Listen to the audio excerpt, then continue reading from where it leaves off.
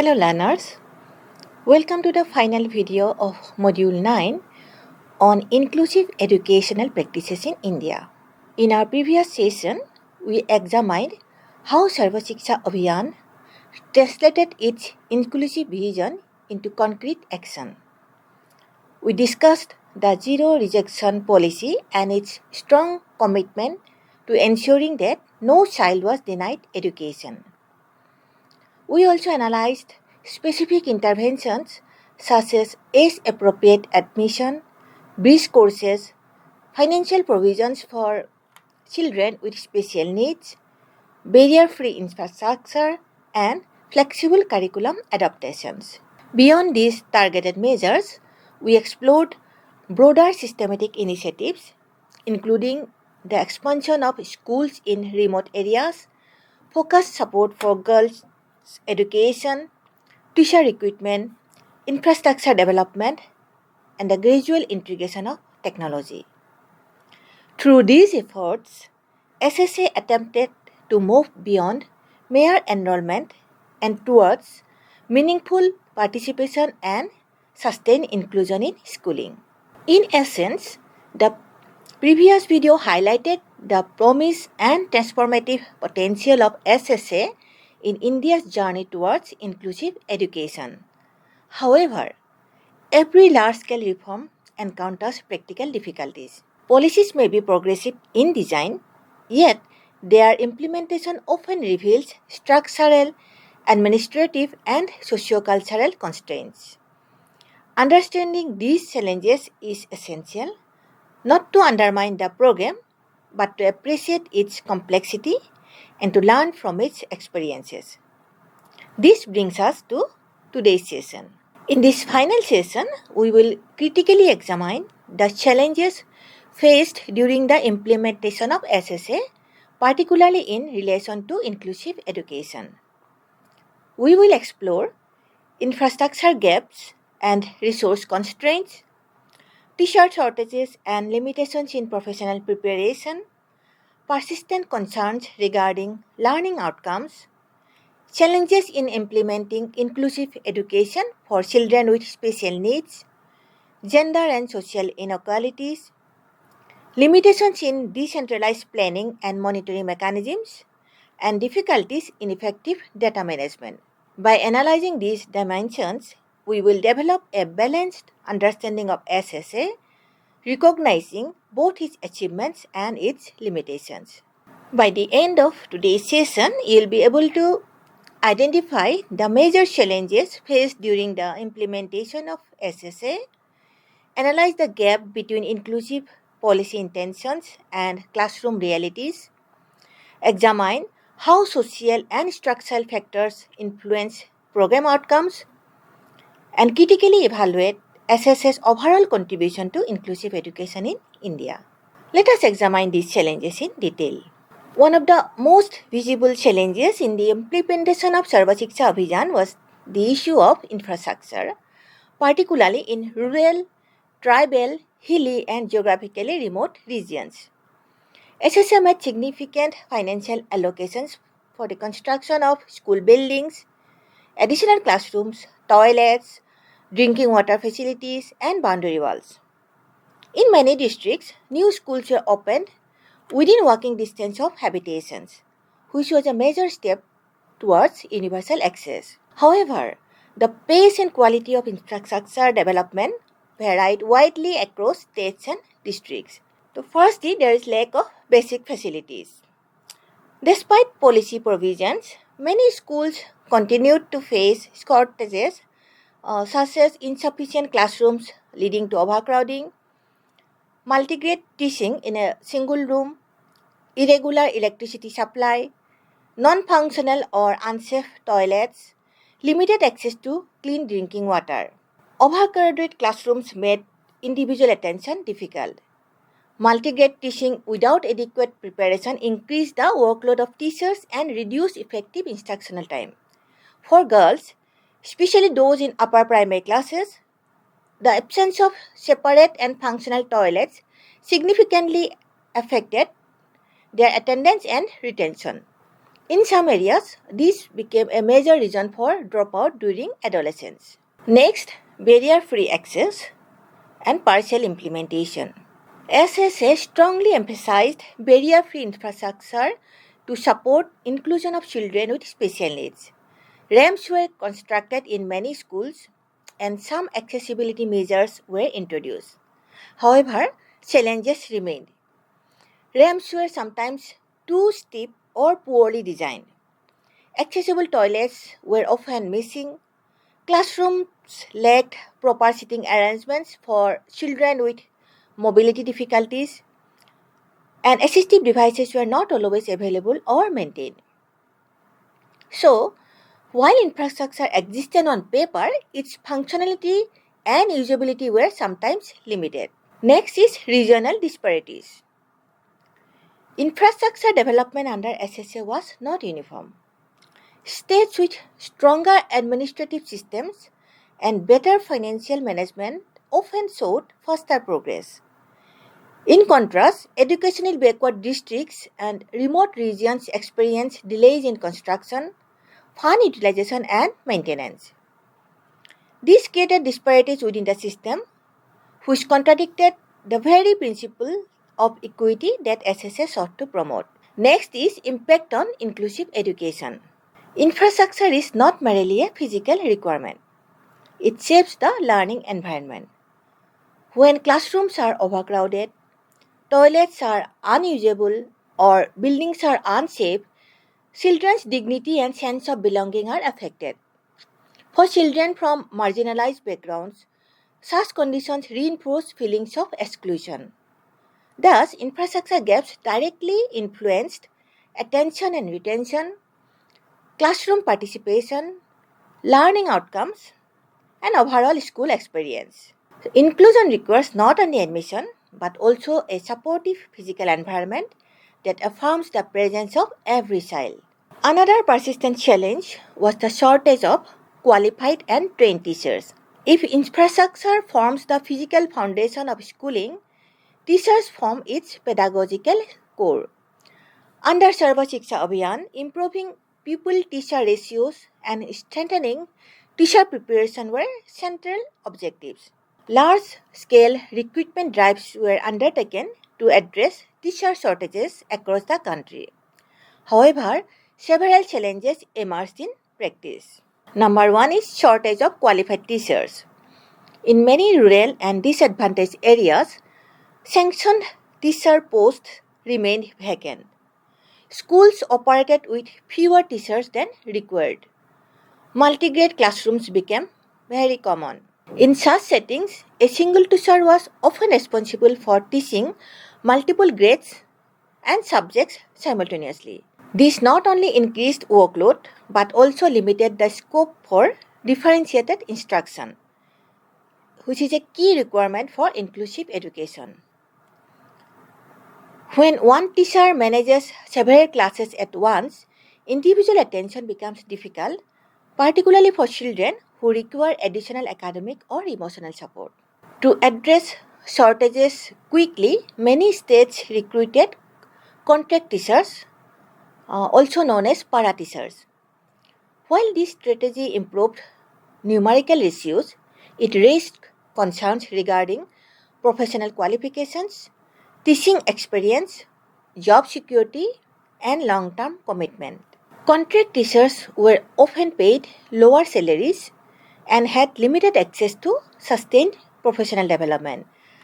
This sometimes affected morale and continuity in teaching learning processes. From an inclusion perspective, stability and professional competence are essential. Inclusive classrooms require patience, creativity, and sustained engagement. These qualities may be difficult to nurture within precarious employment structure. SSA invested in in-service teacher training programs. Workshops, short-term courses, and orientation sessions were organized to equip teachers with child-centered pedagogies and inclusive strategies. However, several issues limited their effectiveness. Training programs were often short and theoretical. They did not always address real classroom challenges. Follow-up and mentoring were limited. Monitoring mechanisms were weak. Teachers frequently reported that training sessions focused more on compliance and documentation rather than practical strategies for managing diverse classrooms. Inclusion requires teachers to adapt curriculum, use differentiated instructional strategies, manage multi-level classrooms, support children with disabilities, and address socio-emotional needs. Without sustained professional support, many teachers felt underprepared for these responsibilities. Beyond skills and training, teacher attitudes also influenced inclusion. In some cases, teachers continued to view children with disabilities as needing separate instruction, children from disadvantaged backgrounds as slow learners, first generation learners as less capable. Such deficit based perceptions affected classroom expectations and interactions. Inclusive education requires a shift from viewing diversity as a problem to recognizing it as a natural and enriching feature of the classroom. Changing mindsets, however, is a gradual process that extends beyond formal training sessions. Teacher shortages and capacity gaps had direct implications for learning quality. When teachers are overburdened, undertrained, or unsupported, individualized attention declines, remedial support becomes irregular, classroom engagement decreases, and learning gaps widen. Thus, while SSA expanded access significantly, the challenge of ensuring effective and inclusive classroom practices remained substantial. One of the most debated aspects of Sarva Shiksha Abhijan was the gap between school access and actual learning. SSA successfully increased enrollment across the country. Millions of children entered the schooling system for the first time. Gender gaps narrowed in several states and access expanded significantly in rural and disadvantaged regions. However, a crucial question emerged. Were children actually learning? Independent surveys, particularly the Annual Status of Education report, consistently highlighted concerns regarding foundational skills. Findings showed that many children in grade 5 struggle to read grade 2 level text. Basic arithmetic skills were weak across several states. Learning levels did not always correspond to grade level. These findings indicated that while schools were enrolling children, classroom processes were not always ensuring meaningful comprehension and conceptual clarity. Inclusive education is not only about physical presence in school. It is about active participation and learning success. If children remain in classrooms without acquiring foundational skills, inclusion becomes superficial. During the early phases of SSA, significant emphasis was placed on opening new schools, constructing classrooms, recruiting teachers, distributing textbooks, and increasing enrollment ratios. While these inputs were necessary, attention to learning outcomes evolved more gradually. Administrative systems often prioritized measurable targets such as infrastructure completion or enrollment percentages. In contrast, learning quality, which requires sustained pedagogical improvement, was more difficult to monitor and standardize. As a result, a disconnect sometimes emerged between policy goals and classroom realities. To address quality concerns, SSA introduced Continuous and Comprehensive Evaluation or CCE, aiming to move away from rote memorization and high-stakes examinations. CCE emphasized formative assessment, holistic development, continuous feedback, reduced exam anxiety. In principle, CCC aligned well with inclusive education as it recognized diverse learning styles and developmental trajectories. However, implementation faced challenges. Teachers lacked adequate training in designing formative assessment. Documentation requirements became burdensome. In some states, CCE was misunderstood as automatic promotion without meaningful assessment. Without conceptual clarity and sustained mentoring, CCE did not always achieve its intended impact. SSA brought into schools first generation learners, overage children admitted through bridge courses, migrant children, children with disabilities, children from varied linguistic backgrounds. Such diversity enriched classrooms but also increased complexity. Teachers often struggle to balance grade level curriculum expectations, remedial needs of struggling learners, and enrichment for advanced learners. Without structured academic support systems, learning gaps widened within classrooms. Thus, the challenge was not only about teaching more children, it was about teaching differently. Weak foundational learning has long-term consequences, such as increased dropout rate in higher grades, reduced self-confidence among learners, limited transition to secondary education, and lower employability prospects. Recognizing these concerns, later reforms, including those integrated into Samagra Shiksha, placed stronger emphasis on foundational literacy and numeracy. Nevertheless, the learning outcome debate remains one of the most significant critiques of SSS implementation phase. Now, we move to a core component of SSS inclusive mandate, that is, the inclusion of children with special needs. One of the most progressive commitments under Sarva Shiksha Abhiyan was its explicit focus on including children with special needs within mainstream schools. SSA adopted a right-based perspective, moving away from segregated special schooling towards integration within neighborhood schools. Financial allocations were made per child, assistive devices were provided, resource teachers were appointed, and barrier-free infrastructure was encouraged. On paper, the framework appeared comprehensive. However, translating this commitment into meaningful classroom inclusion proved challenging. Firstly, there is identification and assessment challenge. Inclusive education begins with early and accurate identification. SSA organized surveys and medical camps to identify children with disabilities. However, the process faced several limitations. Inconsistent assessment standards across districts, limited involvement of trained professionals, under-identification in remote areas due to lack of awareness, over-reliance on medical categorization rather than functional assessment. In some cases, children with mild or invisible disabilities remained unidentified. In other cases, identification did not translate into sustained educational planning. Without systematic follow-up, early identification alone could not ensure meaningful support. Next is resource and support constraints. Although financial provisions were allocated, practical implementation faced bottlenecks. Delays in distribution of assistive devices, limited maintenance and repair mechanisms, shortage of specialized learning materials, inadequate classroom adaptations.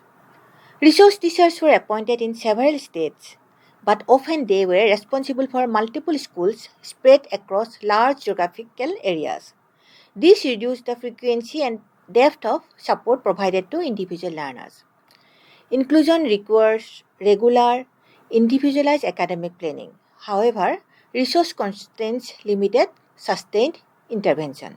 Next is teacher preparedness and classroom adaptation. Inclusive classrooms demand differentiated instruction, flexible curriculum design, and sensitivity to diverse learning needs. Many general classroom teachers reported limited training in handling specific disabilities, difficulty adapting teaching methods, lack of time for individualized attention. As discussed earlier, teacher training programs were often short-term and theoretical. Practical guidance on adapting lesson plans, modifying assessments or using assistive technologies was limited. In some cases, children with disabilities were physically present in classrooms but remained pedagogically excluded, unable to fully participate in learning activities. Thus, inclusion risked becoming symbolic rather than substantive. Next is attitudinal and social barriers.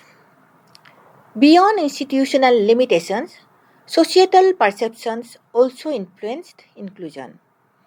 In certain communities, disability was associated with stigma. Families hesitated to enroll children due to fear of discrimination. Peers lacked awareness about inclusion and diversity. Teachers, too, sometimes perceived disability through a deficit lens rather than a strength-based perspective. True inclusion requires not only structural changes but also transformation in attitudes among educators, among students, among families, and among communities. Such cultural change is gradual and cannot be achieved through policy mandates alone. Next, continuity and transition challenges.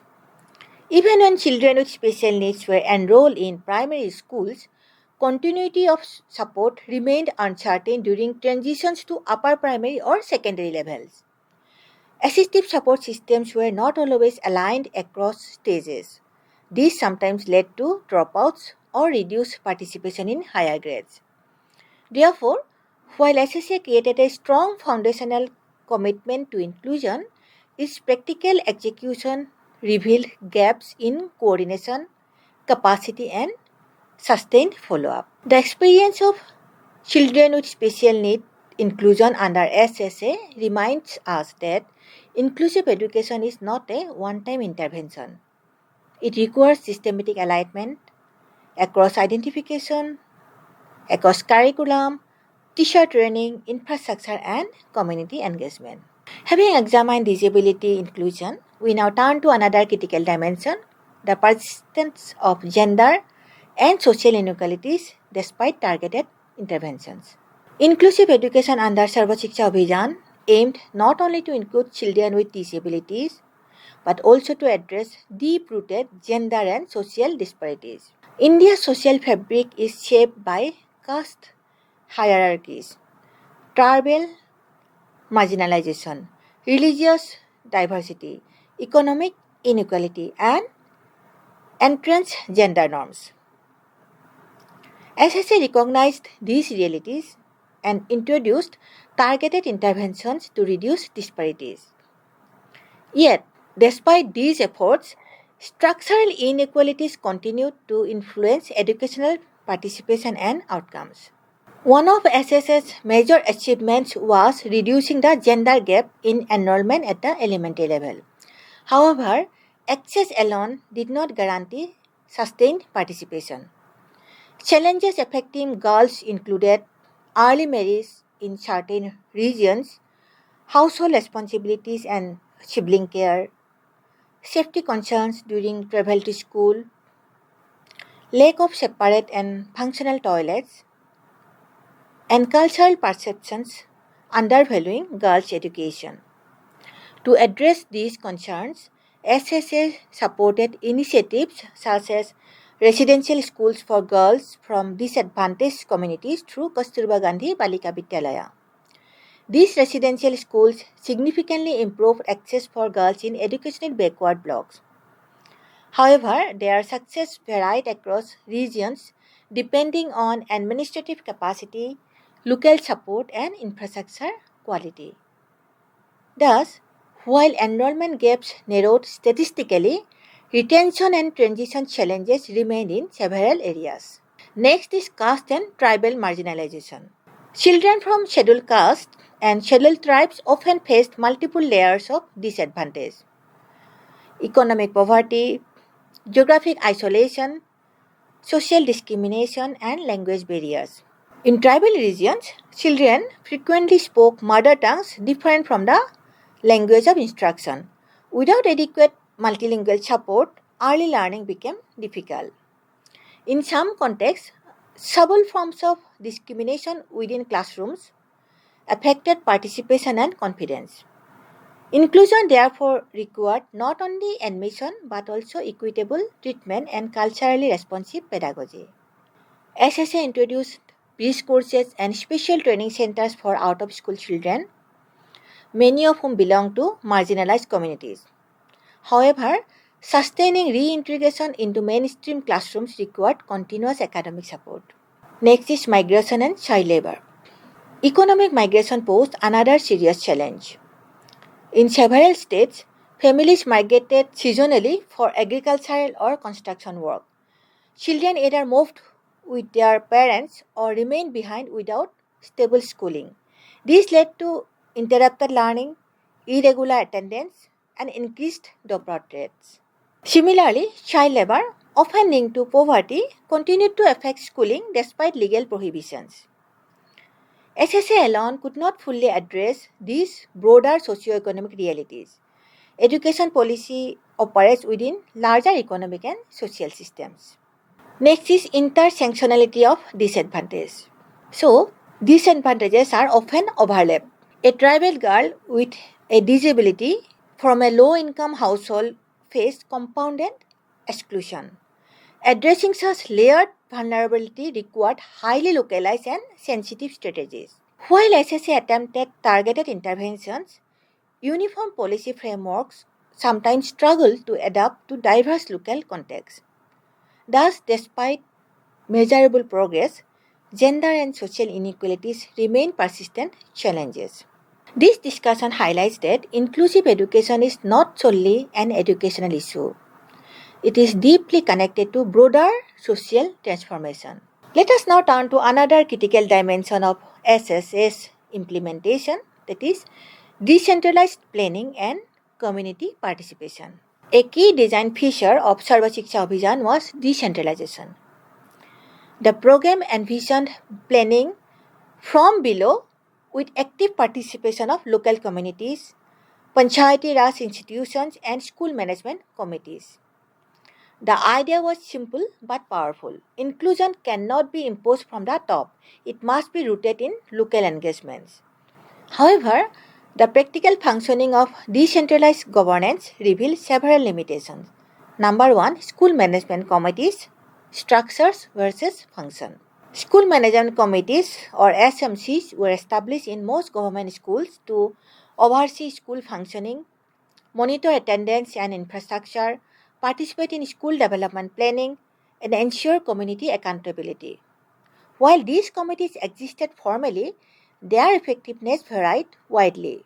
Common challenges included limited training of SMC members, low awareness of roles and responsibilities, irregular meetings, minimal involvement in academic planning. In many cases, SMCs focused mainly on infrastructure monitoring rather than pedagogical issues.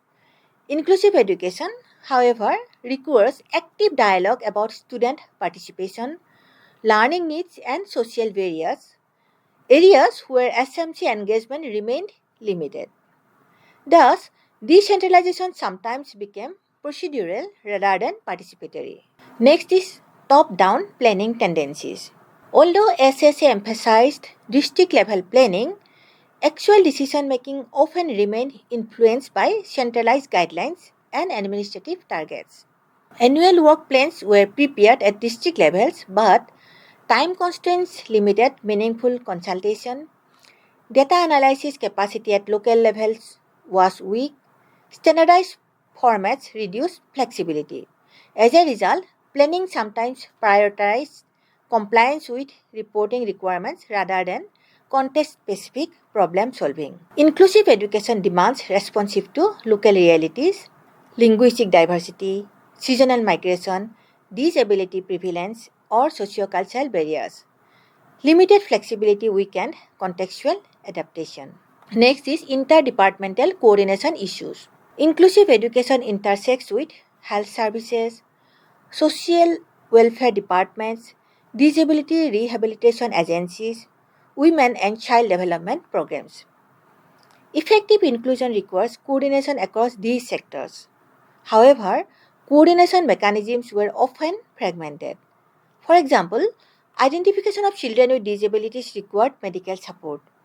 nutritional and health needs influenced attendance, social welfare schemes affected retention. Where interdepartmental collaboration was weak, inclusive interventions lost coherence. Next is monitoring and accountability. Monitoring systems under SSA relied heavily on reporting formats and periodic reviews. While these mechanisms improved documentation, they sometimes emphasized quantitative indicators such as enrollment numbers, infrastructure completion rates, and teacher recruitment statistics. Qualitative aspects such as classroom inclusion, student engagement, or discrimination were harder to capture. Inclusive education requires monitoring not only how many children are enrolled, but also how meaningfully they are participating. Without strong qualitative assessment mechanisms, school exclusion often went unnoticed. Next is data management and the use of educational information. To strengthen evidence-based planning, SSA established the District Information System for Education, that is DICE. This large-scale data system aimed to collect annual school-level data across the country. DICE was a significant innovation. It standardized data collection and improved national-level reporting. However, several challenges emerged. Data accuracy depended on school-level reporting quality, delays in verification, and reduced real-time responsiveness. Local officials often lacked training in data analysis, and data was sometimes used for compliance rather than improvement. While information was collected extensively, its analytical use for improving inclusive practices remained limited in many districts. Data-driven governance requires both reliable information and the capacity to interpret and act upon it. Where analytical capacity was weak, data system could not fully support inclusive reform. So these governance-related challenges reveal an important insight. Inclusive education is not achieved solely through policy declaration. It requires institutional capacity, participatory leadership, cross-sectoral collaboration, and continuous monitoring and feedback. SSA created important structures for decentralized management, but building strong local governance cultures takes time.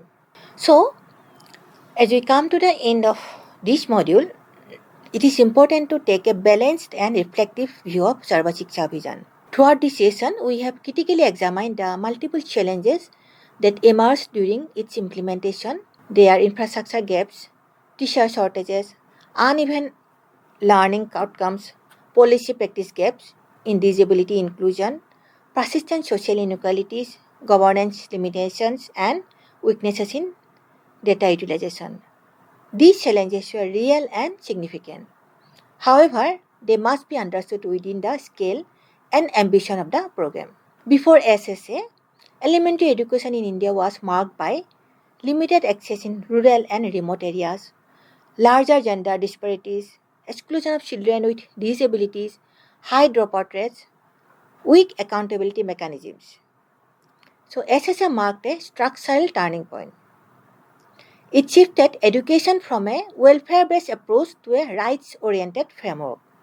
It normalized the idea that every child belongs in school. It embedded inclusive education into national policy discourse, making it part of mainstream educational planning rather than a peripheral concern.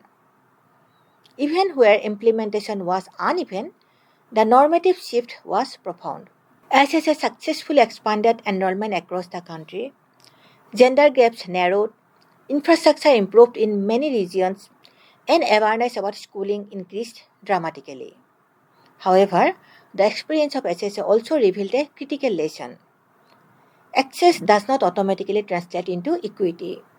Inclusion requires quality teaching, context-sensitive planning, ongoing academic support, and social transformation beyond schools. The program's limitations highlighted the complexity of educational reform in a diverse and unequal society. Importantly, SSA's experiences informed subsequent reforms. Its integration into Samarga Shiksha expanded the scope from elementary to school education as a continuum, from pre-primary to senior secondary.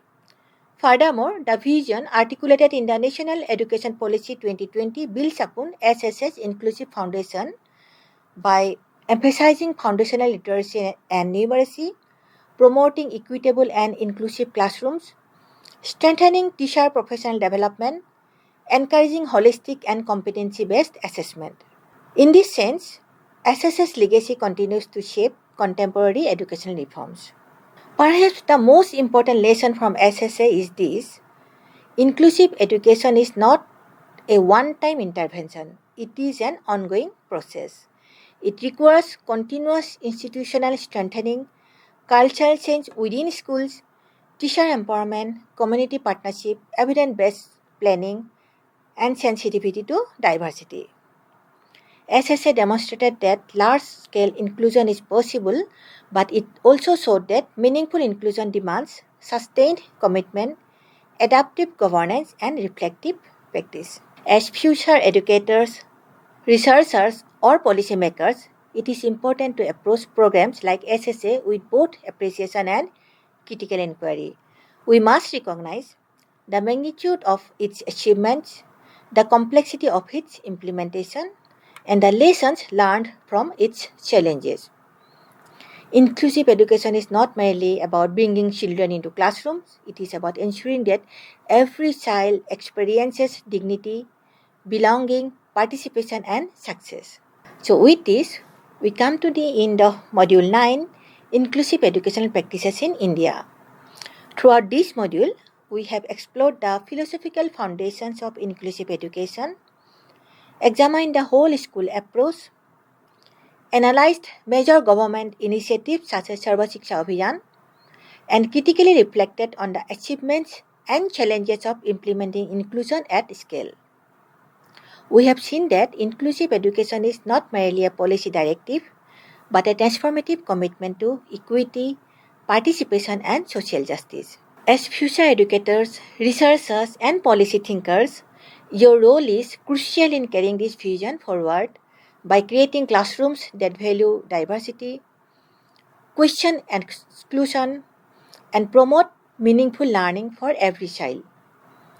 Let this module inspire you to view inclusion not as an obligation, but as the very foundation of quality education in India.